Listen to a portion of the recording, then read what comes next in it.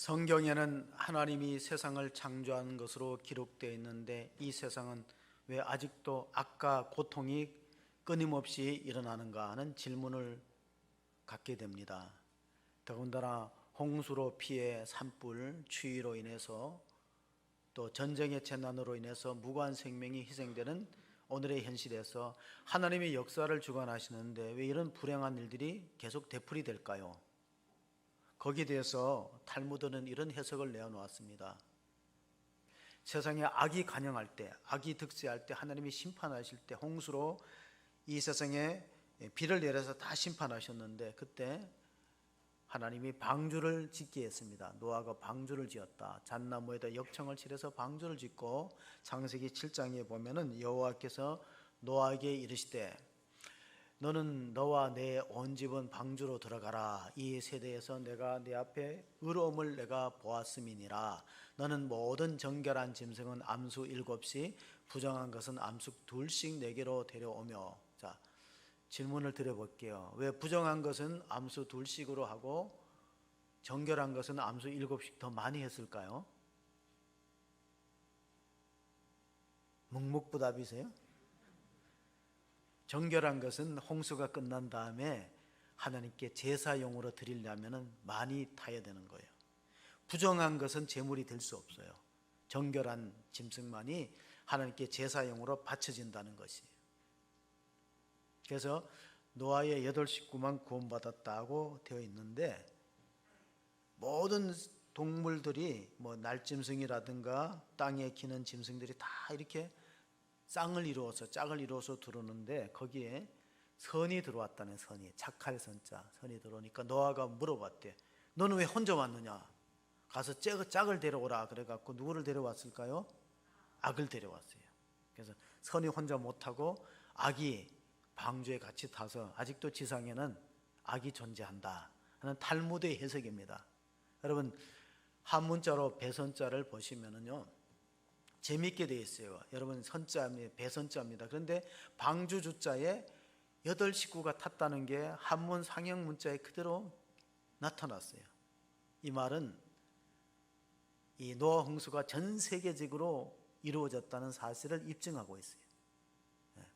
노아 홍수가 그 성경 지역만 아니라 전 세계, 그러니까 한문자가 상형 문자인데 배선자는 방주 주자에 8식구가 목숨을 건졌다. 그래서 새로운 인류를 퍼뜨린 것이. 고고학자들의 말에 의하면은요, 터키의 아라랏산에 올라가면은 노아 방주의 뱃조각 파편을 발견해서 토픽이 한번 난 적이 있어요. 이것이 그 동위 원소를 조사해 보니까, 방사선 동위 원소를 통해서 조사해 보니까 노아 시대의 그 방주 배 파편들이 이루어졌고, 또 놀라운 것은 창조과학해서 터키 아라랏산에 가면은 산 속에 물고기 화석이 있다는 거예요. 조개와 물고기 화석. 그 말은 거기까지 물에 잠겼다는 거예요. 그러니까 그쪽에서 누가 갖다 놓지 않은 이상에 거기 어떻게 물고기 화석이 생기겠느냐. 그래서 이것은 역사적으로 일어났던 것이다.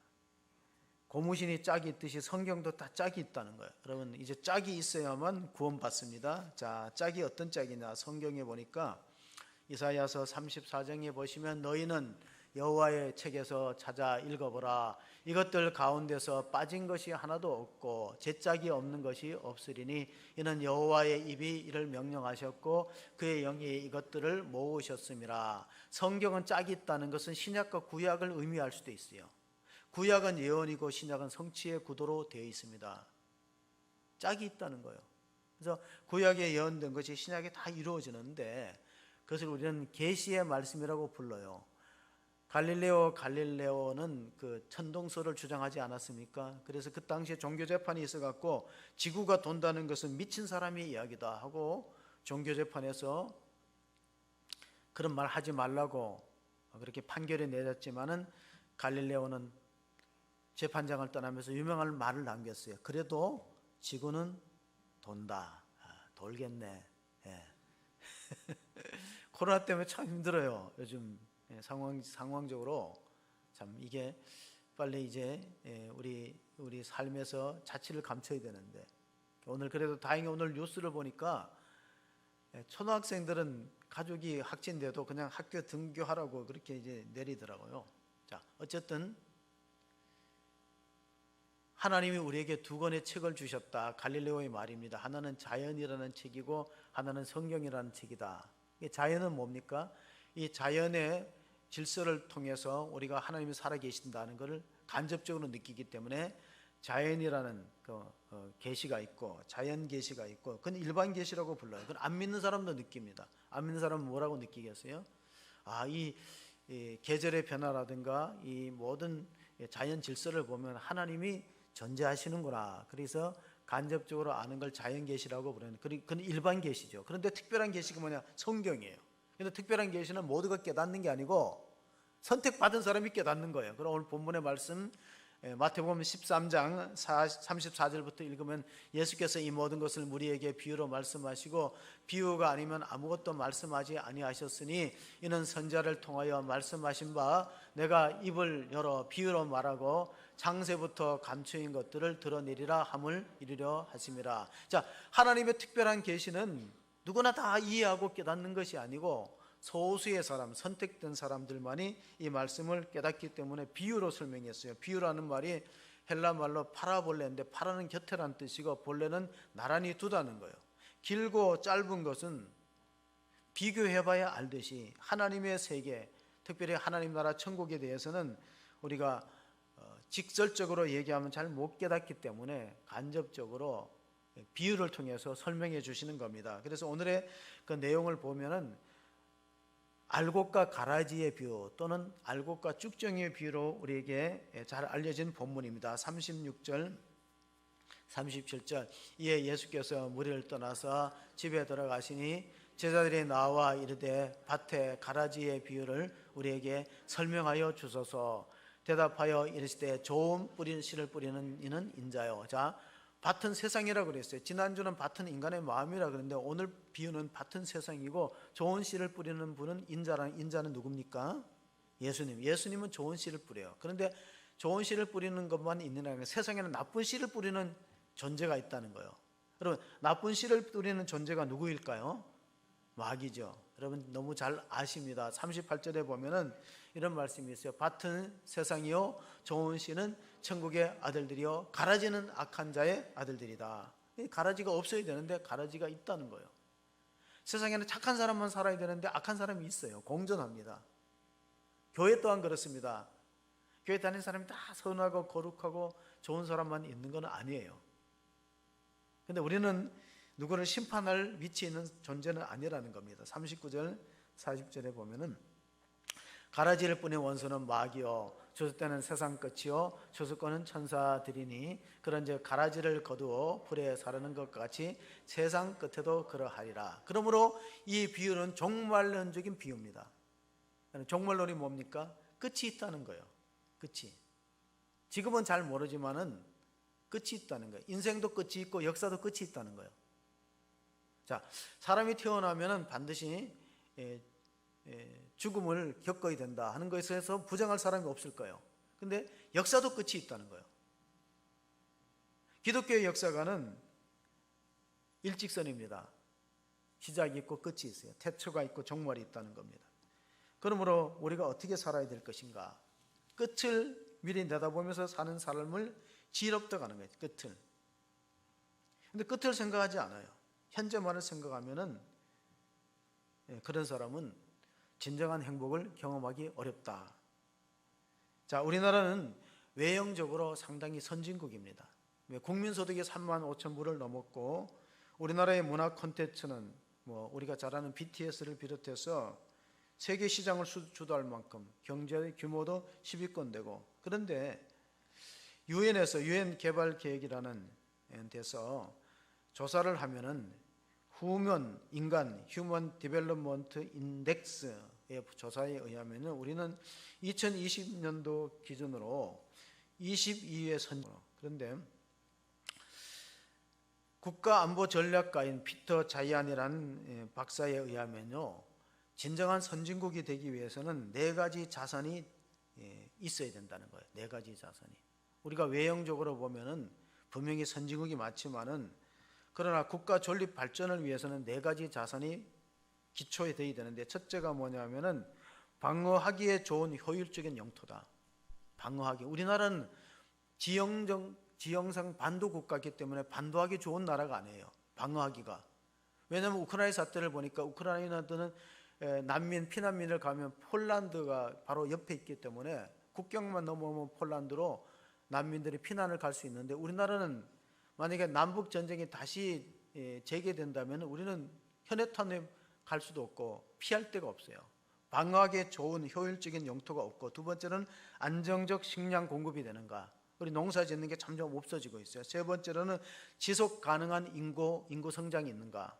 우리 지금 계속해서 저출산에 심지어는 이제 아기 안 낳겠다는 여성들도 있습니다.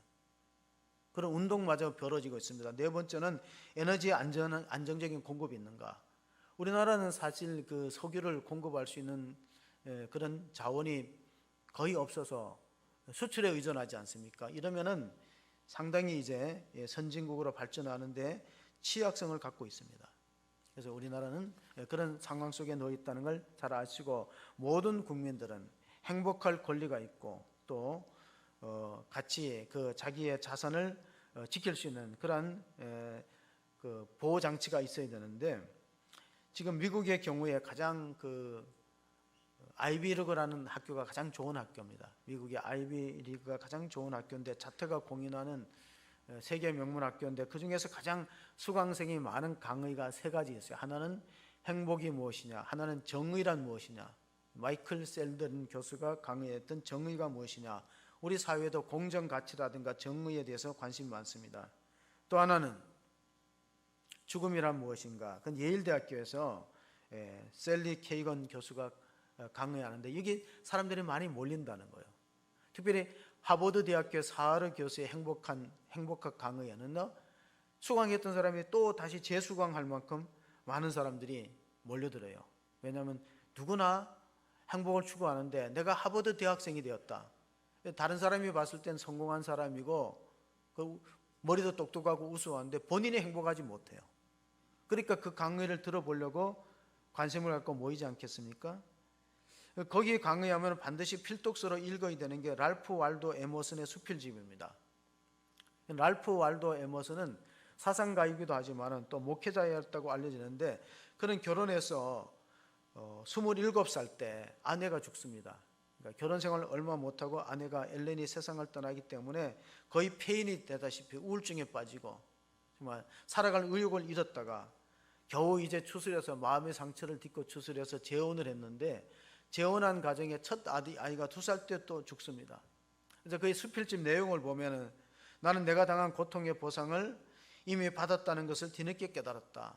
심한 열병을 앓고 장애를 입었거나 사랑하는 가족을 잃었거나 또 죽음을 경험했을 때 이 상실과 슬픔은 어디서도 보상을 못 받는다는 생각을 가졌는데, 알고 보니까 이미 내가 보상을 받았다고 쓰고 있어요. 왜냐하면 이런 고난들이 나로 하여금 더 성숙한 사람으로 만들었고 하나님을 찾게 했고, 그리고 더 중요한 것은 이 고난이 축복의 전주곡이었다. 이 고난이 없이는 내가 이런 위치에 설 수 없기 때문에, 어떤 면에서 내 삶의 여러 가지 상실과 아픔과 고통은 나를 하나님께 인도하는 천국으로 향하는 가이드 역할을 했다. 가이드, 나를 향한 천국에 가는, 이미 나는 보상을 받았다. 그렇게 적고 있습니다. 왜냐하면 아픈 만큼 성장하고 성숙한 성장통이 되었기 때문에 그렇습니다. 2월 달에 세상을 떠났던 이어령 박사가 사랑하는 딸이 먼저 10년 전에 소천했습니다. 그리고 나서 3년쯤 있다가 책을 썼는데, 그 책이 뭐냐면은 딸에게 보내는 굿나잇 키스라는 책입니다. 딸에게 보내는 굿나잇 키스. 그게 뭐냐면은, 자신은 아이들이 어릴 때 유교적인 관념 때문에 사랑한다는 표현을 안 하고 키스를 해주거나 그러지 못했다는 건데, 만약에 정말 30초만 기회가 있어서 죽은 딸이 돌아오고 또 내가 예전의 모습으로 있다면, 젊은 시절이 있다면 서재에서 글을 쓰다가 사랑하는 딸이 녹화하면서 예쁜 드레스를 자랑하기 위해서 녹화하면서 아빠하고 부르면은 안아주고 볼에다가 입맞춤도 해주고 천장 높이다 들어갔고 딸을 이렇게 높이 들면서 가슴에 안았을 텐데, 그런 걸 못했다는 거예요. 그냥 자기 일에 바쁘고 자기가 할 일이 많기 때문에 글 쓰는 일과 연구하는 일에 맡으니까 뭐라고 말했겠어요? 문 닫고 나가라. 그렇게 말했다는 거예요. 그런데 나중에 알고 보니까 그런 시간들이 얼마나 소중했고, 그럴 때 딸을 안고 입맞춤을 해주고 사랑한다고 표현하는 것, 그게 중요한데 그걸 못했기 때문에 세상 사람들은 자기를 성공했다고 평가하지만 본인은 자기 인생을 실패했다고 얘기했어요. 나는 실패자다. 왜? 행복이라는 걸 미루지 말고 오늘을 느낄 수 있는 행복을 가족과 함께 누리고 미루지 말아야 되는데 우리는 자꾸 밀어버려요. 그래서 하는 말이, 유명한 말이 있죠. 있을 때 잘하자.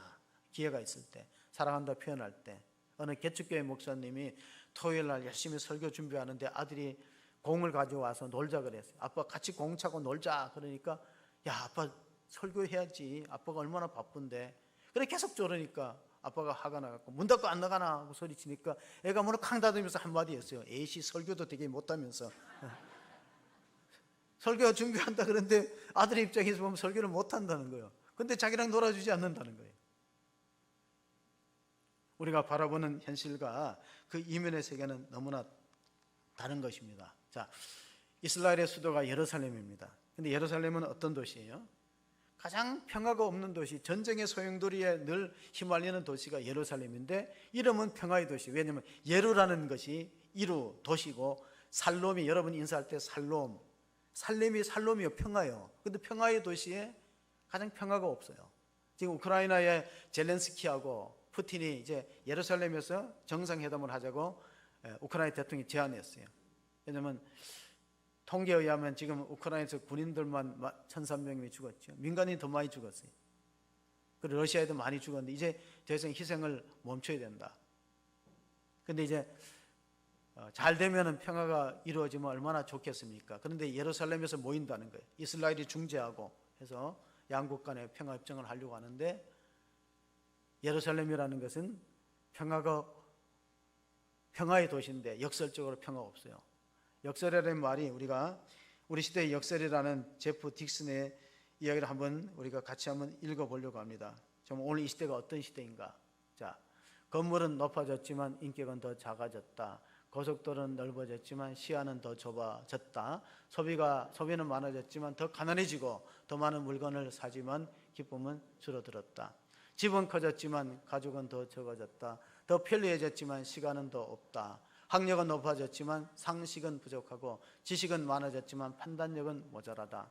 전문가들은 늘어났지만 문제는 더 많아졌고 약은 많아졌지만 건강은 더 나빠졌다. 너무 분별 없이 소비하고 너무 적게 얻고 너무 빨리 운전하고 너무 성급히 화를 낸다.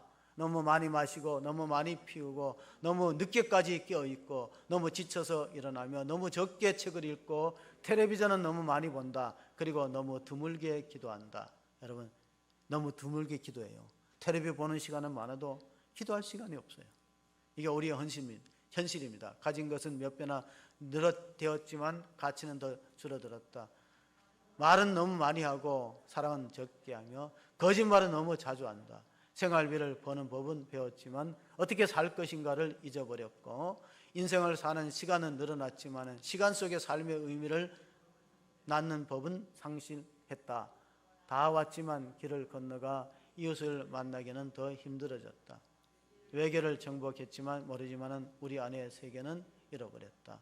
공기정화기는 갖고 있지만 영혼은 더 오염되었고 원자는 쪼갤 수 있지만 원자는 부수지는 못했다. 더 늘어났지만 열정은 더 줄어들었다. 키는 커졌지만 인품은 왜소해지고 이익은 더 많이 추구하지만 관계는 더 나빠졌다. 평화를 더 많이 얘기하지만 전쟁은 더 많아지고 여가 시간은 늘어났건만 마음의 평화는 줄어들었다. 더 빨라진 고속도로, 더 편리한 일회용 기저귀, 더 많은 광고 전단, 그리고 더 줄어든 양심, 쾌락을 느끼게 하는 더 많은 약들, 그리고 더 느끼기 어려워진 행복. 행복한 사람이 의외로 많지 않습니다. 그래서 이렇게 말합니다. 국민소득이 8천 달러까지 올라갈 때는요, 소득과 행복이 비례해요.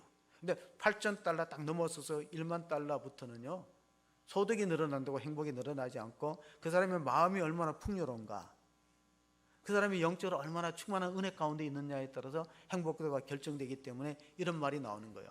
이 제프 딕스는 호주의 항공사 CEO인데 본인이 썼다는 말도 있고, 어떤 사람은 이 콜럼바인 고등학교 총기 사고 있었죠. 1999년도.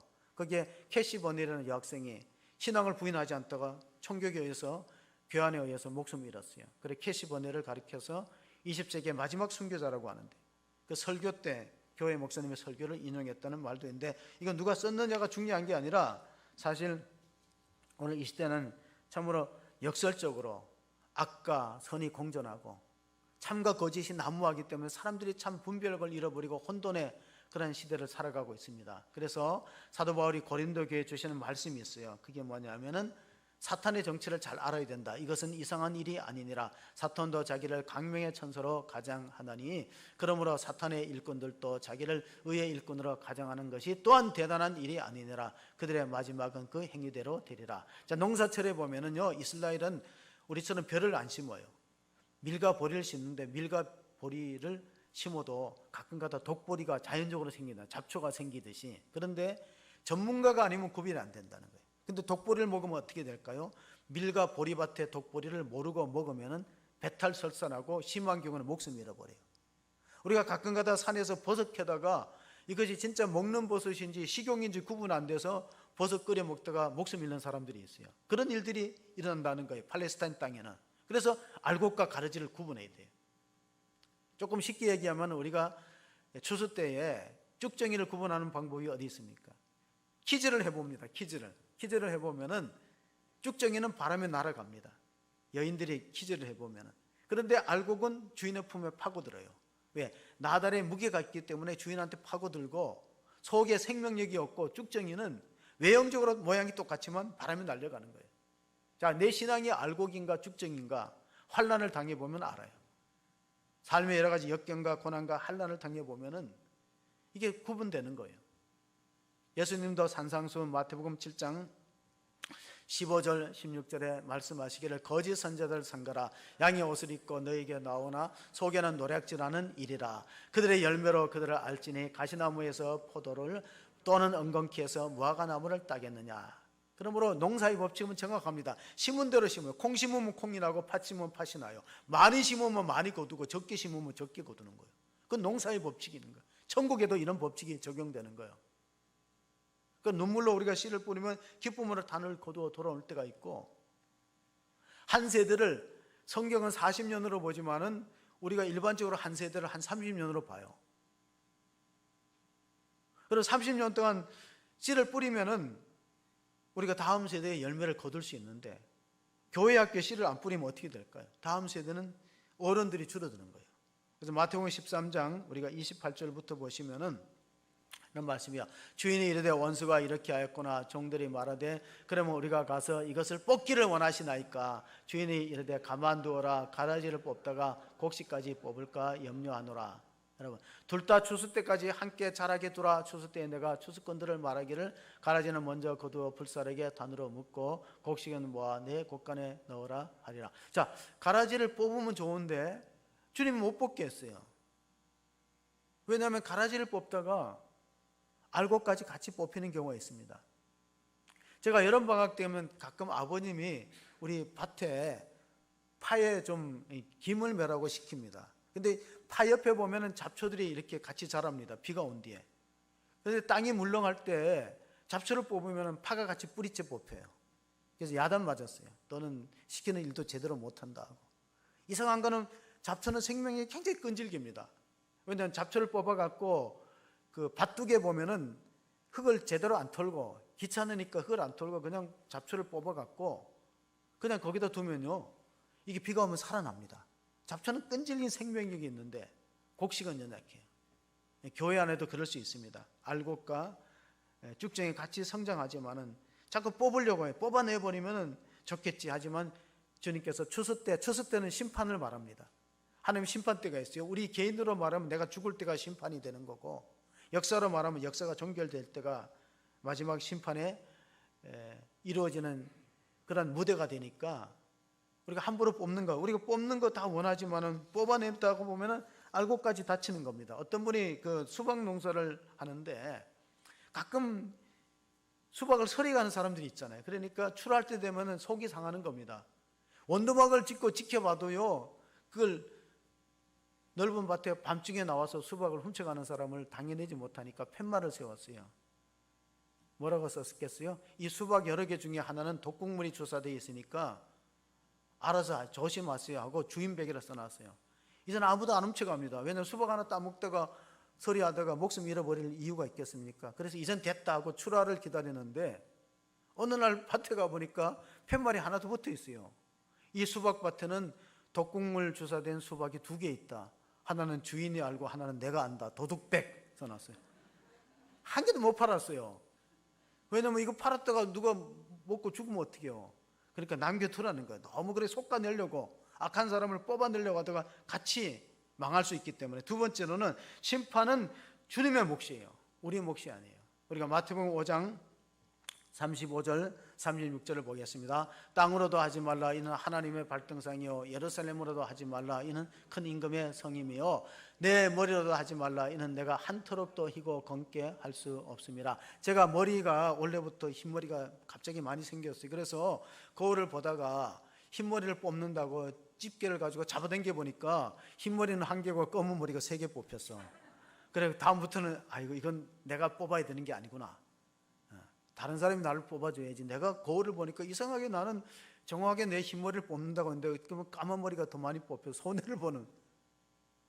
우리가 하나님의 일에 대해서 우리가 겸손한 자세가 필요해요. 겸손한 자세가.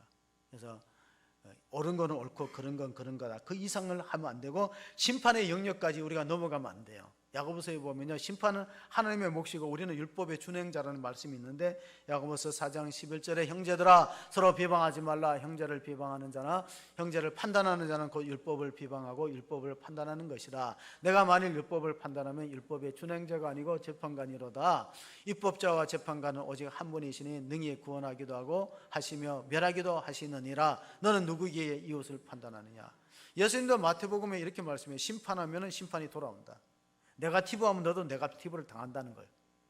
비방하면. 왜냐하면 입법자와 재판관은 하나님이시고 우리는 다 율법을 준행할 위치에 서 있지 우리가 재판석에 있어서 다른 사람 판단하는 위치에 서지 않기 때문에 그렇습니다. 자, 첫 번째는 알고 그걸 다칠 수 있기 때문에 가라지를 뽑지 말라. 두 번째는 심판은 주인의 몫이지 우리 몫이 아니다. 세 번째로는 때가 되면 하나님이 다 심판하신다. 그게 뭡니까? 추수 때입니다. 결국은 그 자기 본래 모습이 성장기에는 잘 안 나타나도 크면 다 나타나게 돼 있어요. 그래서 아브라함 링컨이 한 유명한 말이 있어요. 일부분의 사람을 잠시는 속일 수 있지만은 모두를 영원히 속일 수 없다. 아브라함 링컨이 미국의 16대 대통령이잖아요. 그럼 왜 존경받습니까? 그러고 다 잘한 건 아니에요. 실수도 있고 실패도 있지만 그는 정직한 지도자였어요. 그래서 Honesty is only best policy라는 말을 했어요. 뭐냐? 정직은 최상의 정책이다. 왜? 일부분의 사람을 잠시 동안은 속일 수 있지만요, 영원토록 모두를 속이는 건 어려워요. 그리고 마지막으로는 지금은 심판의 때가 아니고 은혜의 때이기 때문에 그래요. 보라 지금은 은혜 받을 만한 때, 보라 지금은 구원의 날이로다. 사도 바울이 고린도에 주시는 말씀은 우리는 뽑는 일에 신경 쓰지 말고 심는 일에다가 전력을 다하셔야 돼요. 심는 일. 좋은 씨를 심는 거를 해야지 자꾸 뽑아내려는 거, 그게 우리의 과제가 아니에요. 하나님이 다 교통정리를 할 때가 있다는 거예요. 교통정리. 제가 그 읽는 책 가운데 홍자성이라는 사람이 쓴 책은담이라는 게 있어요. 옛날 책이죠. 책은담. 거기 보면 이런 기절이 있더라고. 너무 맑은 물에는 고기가 살지 않는다. 너무 차갑고 맑은 물에는 고기가 있긴 있지만은 많이 살지 않아요. 다양한 종류가 교회가 물고기가 사는 데는 그렇게 차갑거나 맑은 물이 아닌 거예요. 교회는 어떻게 해야 됩니까? 교회는 수용성이 있어야 됩니다. 왜냐하면 예수님도 이렇게 말씀하셨어요. 내가 뭐 의인을 부르러 온 게 아니라 죄인을 부르러 왔다. 그런 말씀하지 않았습니까? 모든 사람이 의인이면 좋지만은 세상에는 모든 사람이 의인이 될 수 없어요. 누가복음 5장 31절 32절을 보시면요, 예수께서 대답하여 이르시되 건강한 자에게는 의사가 쓸데없고 병든 자에게라야 쓸데가 있나니 내가 의인을 부르러 온 것이 죄인을 불러 회개시키러 왔노라. 자, 우리는 심판하지 말고 우리는 은혜의 때에 속에 살고 있기 때문에 사도 바울의 예를 들어보면 사도 바울이 처음부터 알곡은 아니었던 것 같아요. 왜냐하면 교회를 핍박하고 스데반을 죽이는데 앞장서고 하니까 사도 바울은 가라지였다가 알곡이 된 거죠.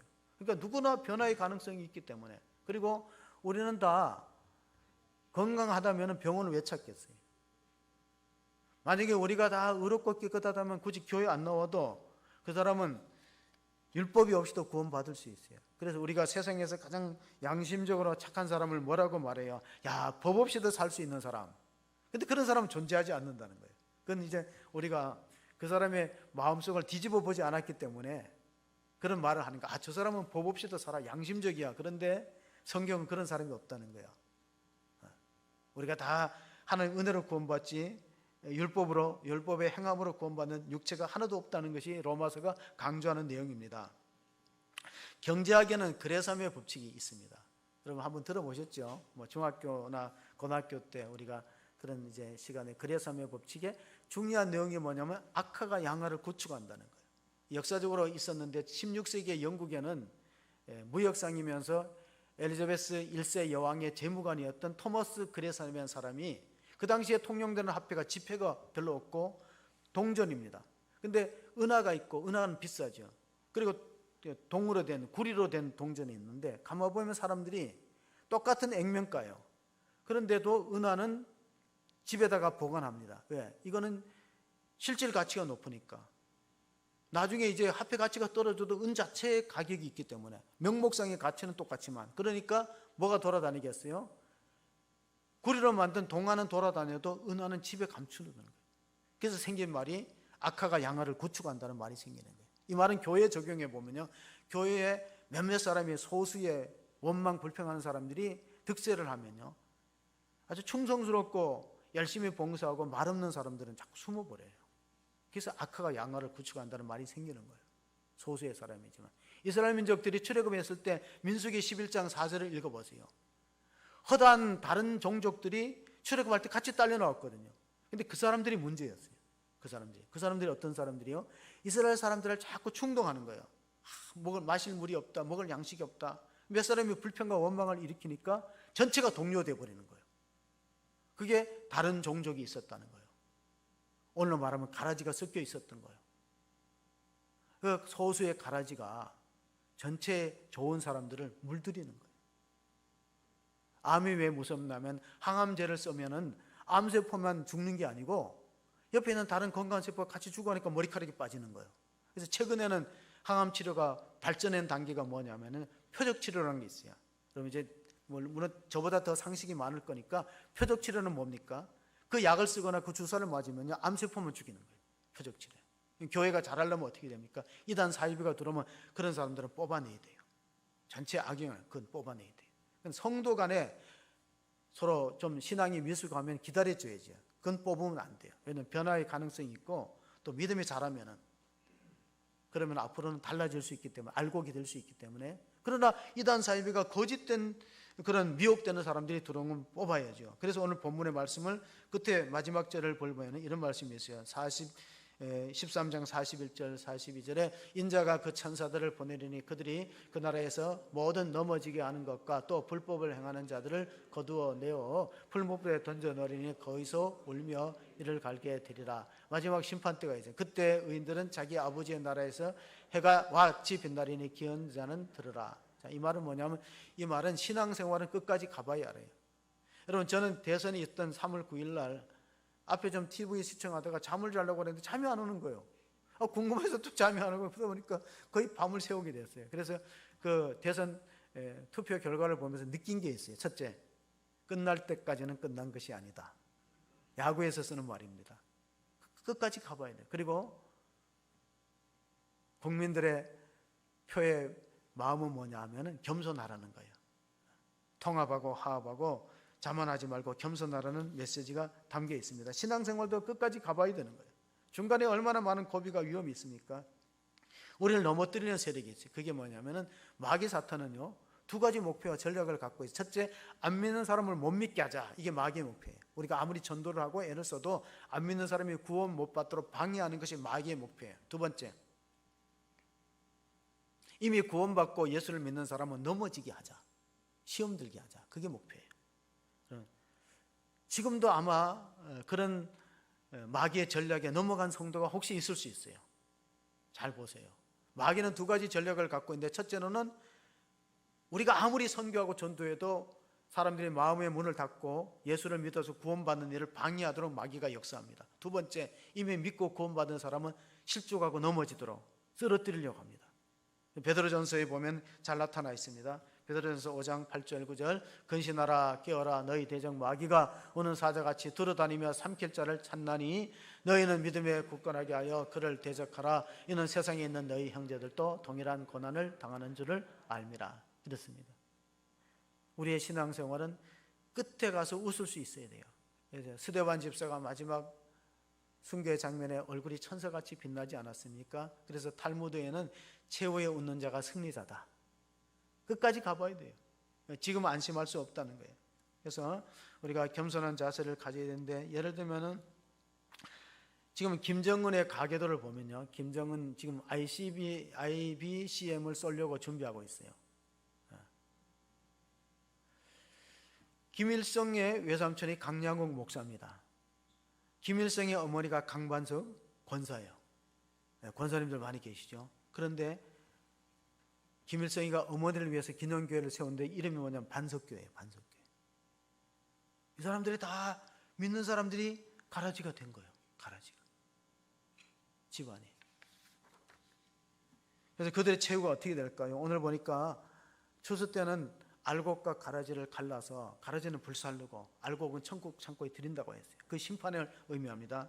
계시록에 보면 그런 말씀이 있어요. 20장 14절 15절 사망과 음부도 불못에 던져지니 이것은 둘째 사망 곧 불못이라. 누구든지 생명책에 기록되지 못한 자는 불못에 던져지리라. 자, 우리는 신앙생활하면서 내 이름이 하나님 나라 생명책에 기록되어 있는가에 관심을 가져야 돼요. 생명책이 기록되지 않은 사람은 불못에 던지고 둘째 사망의 해를 입는데, 계시록 20장 6절을 보면은요, 이 첫째 부활에 참여하는 자들은 복이 있고 거룩하도다. 둘째 사망에 그들을 다스리는 권세가 없고 도리어 그들이 하나님과 그리스도의 제사장이 되어 천년 동안 그리스도와 더불어 왕노하리라. 도대체 첫째 부활은 뭐고 둘째 사망은 뭐냐? 청교도인들은 전도할 때 한 번 태어나면 두 번 죽습니다. 두 번 태어나면 한 번만 죽습니다는 그런 구호가 있다는 거예요. 그게 뭐냐면은 예수를 안 믿으면 둘째 사망의 해를 입는데, 첫째는 육신이 죽는 거고 두 번째는 영혼이 심판받아서 지옥에 멸하는 거야. 두 번째 사망이에요. 근데 예수 믿는 사람들은 한 번만 죽으면 되는 거예요. 우리가 물과 성령으로 거듭났다면 육신의 죽음만 있고 첫째 부활에 참여하니까, 그러므로 우리는 더 이상 사망의 해를 입지 않습니다. 내가 알곡인가 가라지를 구분할 수 있는 방법이 있는데, 우리가 조상들이 예전에 벽실을 심을 때 바로 심지 않고 소금물에 띄웠다고 합니다. 저는 뭐 직접 보지는 못했는데 학교에서 그렇게 가르침을 받았어요. 소금물에다 벽실을 띄우면은 죽전이 뜬다는 거예요. 그건 심으면 열매가 없다는 거예요. 근데 알곡은 심으면은, 가라앉는 거는 심으면은 30배, 60배, 100배 결실을 거둬요. 통일배 같은 경우에는 거의 100배 가까이 열매가, 하나를 심으면은 80개, 90개 열린다. 통일배 같은 거. 성경 말씀이 그대로 맞는 거죠. 근데 문제는 내가 알곡이나 죽정이나를 시험해 봐야 돼요. 추수 때가 되면은 벼는 이것으로 고개를 숙입니다.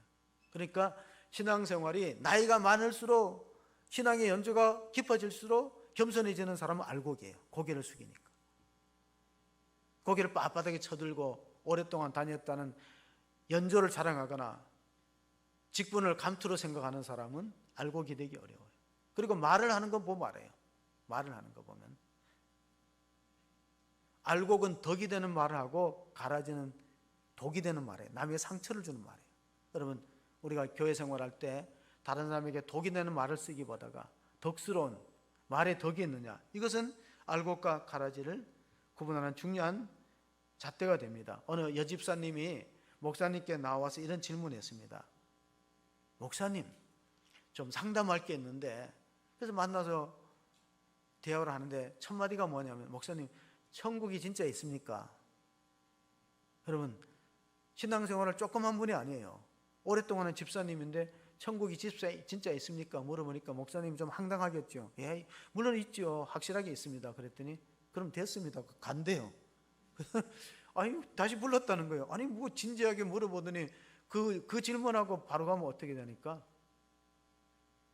자기는 여태까지 윤리 도덕적으로 살려고 몸부림을 쳤던 사람이니까 착하게 살고 윤리적으로 도덕적으로 살려고 했는데 그런 것은 힘이 없다는 거예요. 내가 이렇게 살아라, 이렇게 살면 안 된다는 그런 가치관이 흔들릴 때가 있다는 거예요. 그런데 만약에 천국이 확실히 있고 지옥이 있다면요,